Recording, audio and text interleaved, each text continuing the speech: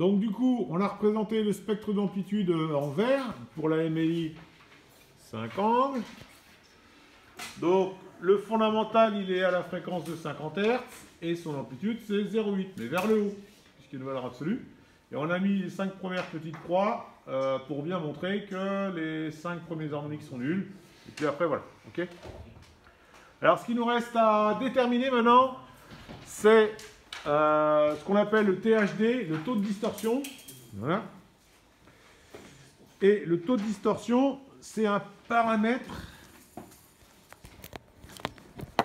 qui nous permet de quantifier la ressemblance par rapport à un sinus.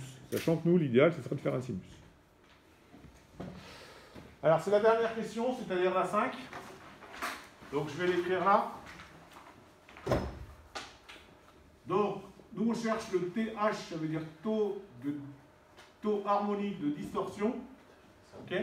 On a déjà vu une fois ou deux. Donc, ça, c'est la somme des harmoniques au carré sur le fondamental.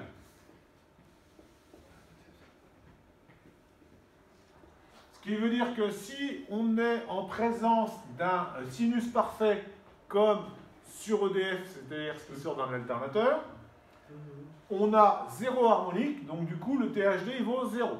Conclusion, plus le taux de distorsion harmonique est faible, meilleur c'est pour nous. Alors bon, on peut faire les valeurs numériques, hein, comme on veut. Donc là, si on fait les premières par rapport à tout à l'heure, ça ferait 0,14 au carré, plus 0,18 au carré, plus tac tac tac tac, et puis le fondamental chez nous il vaut 0,805. Ok, voilà. Bon, à la fin, moi j'ai fait les applications numériques. On trouve 39,7%. Voilà, si on n'a que ce chiffre, c'est pas, on ne peut pas dire grand chose. Donc ça c'est pour le 5 angles.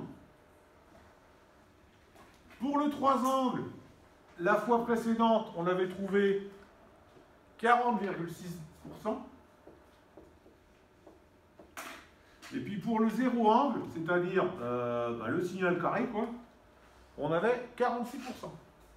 46,7%.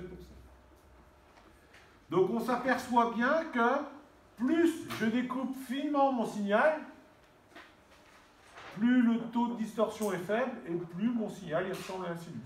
Où il a la même propriété. Ok, spectrale. Hein, ok. Alors après, qu'on coupe avec 3 angles ou 5 angles, nous ça ne nous fatigue pas plus. Hein. Alors quand on le fait à la main comme le télé, effectivement c'est fatigant.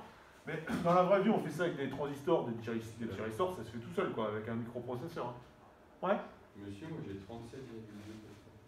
C'est un peu mieux. Je sais pas. C'est jusqu'au 33, jusqu'à la fin. Ouais. Hein? J'ai été jusqu'à la fin. Bon, bah alors on met 37. Hein. Parce que moi, je sais pas, ces valeurs-là, peut-être qu'on allait pas assez loin. T'as 37%? Bon, 37,2. Bon, 30, ça m'arrange. 37%. Parce que moi, on n'avait peut-être pas été aussi loin au niveau des ronds. Ok? Vous avez pigé l'histoire? Donc voilà, terminé pour la MLI 50.